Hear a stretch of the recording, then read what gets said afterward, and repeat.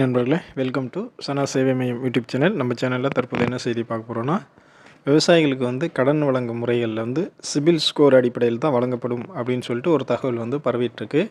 இது தொடர்பாக தமிழ்நாடு அரசு ஒரு விளக்கம் கொடுத்துருக்காங்க. அது தொடர்பான செய்தியை தான் தற்போது பார்க்க போகிறோம். சிபில் ஸ்கோர் அடிப்படையில் விவசாயிகளுக்கு கடன் வழங்கப்படும் என்ற தகவல் பரவிட்டு வருது. இது தொடர்பாக தமிழ்நாடு அரசினுடைய கூட்டுறவுத்துறை இதனை மறுத்து ஒரு விளக்கம் கொடுத்துருக்காங்க.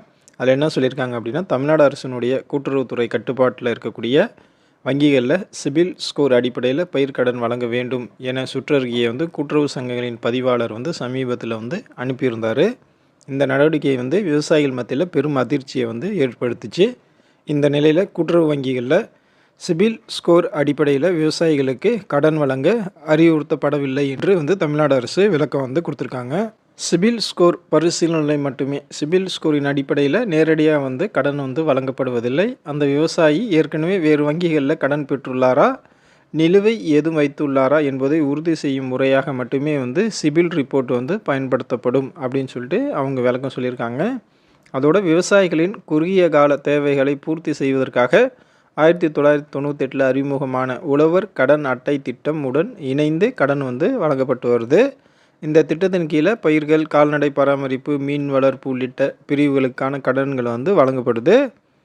நடைமுறை கடன்கள் என்ற வகையில் மட்டுமே இந்த கடன்கள் வழங்கப்படுது. ஒரு வருட காலத்திற்கு மட்டுமே இந்த கடன் வழங்கப்படும்.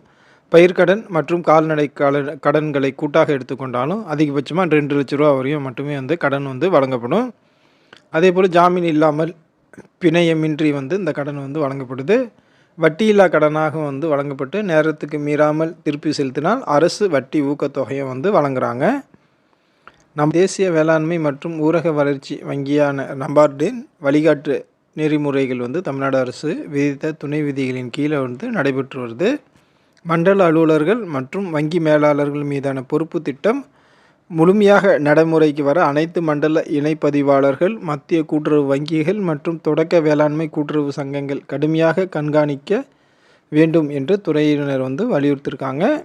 சுருக்கமாக சொல்லணும் அப்படின்னா, சிபில் ஸ்கோர் அடிப்படையில் கடன் வழங்கப்படுவது இல்லை, மாறாக இது ஒரு தணிக்கை கருவியாக மட்டுமே பயன்படுத்தப்படும் அப்படின்னு சொல்லியிருக்காங்க.